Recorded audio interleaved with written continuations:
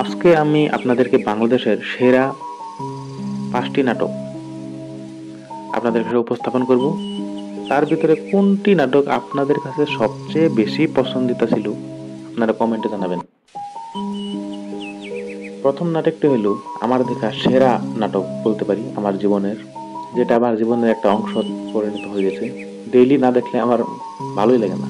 সেটা হলো বৃন্দাবন দাসের রচনা এবং সালাউদ্দিন লাবলুর পরিচালনা সেরা নাটক শাকিন সারিসুরি।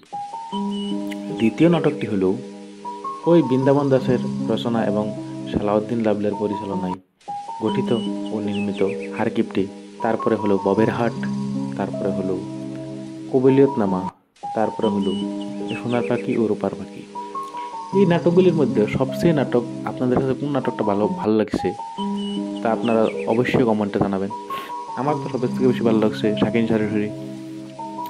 তো শাকিন সারিসুরি নাটকটা যদি আপনারা দেখেন, ঠিক এমন লাগবে যেন গ্রাম্য চরিত্রটা, এটা যেন অভিনয় হচ্ছে না, হচ্ছে একটা গ্রাম্য মানে একটা ঘটনা, কেউ যেন গোপনে আড়াল থেকে ক্যামেরা দিয়ে রেকর্ড করে যাচ্ছে। তা আপনারা বুঝতে পারবেন না যে অভিনয় হচ্ছে। প্রত্যেকটা চরিত্রে আপনারা নিজের লাগবে।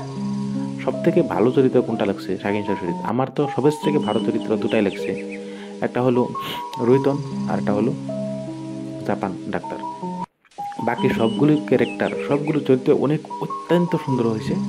আমি এটা বলছি না যে বাকি চরিত্রগুলো ভালো হয় না, আর সুন্দর হয়েছে। একটা একটা চরিত্র আমার মনের মধ্যে গেঁথে লেগেছে।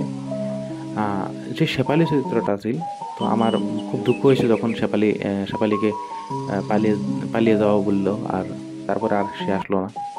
মান্নানের এই বিরহর গান, রোশনের সেই গুন্ডামানি, মণ্ডলের সেই আহ, যে একটা দাপট থাকে সেটা, তো কুল মিলিয়ে বলি প্রত্যেকজনের চরিত্রই সুন্দর হয়েছে।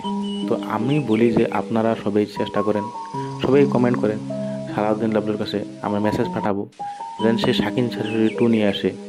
আমরা দর্শকরা অনেক অনেক চেষ্টা করে, অনেক কষ্ট করে আমরা বসে আছি শাকিন শাশুড়ি নাটক 2-র জন্য। তো যদি আপনারা শাকিন শাশুড়ি 2 না হারকিপটা 2, আচ্ছা আপনারা কোন নাটকটা সেকেন্ড পার্ট চান, শাকিন শাশুড়ি 2, সোনার পাখি রূপার পাখি, না হারকিপটি? আপনারা অবশ্যই কমেন্টে জানাবেন। Thank you for watching.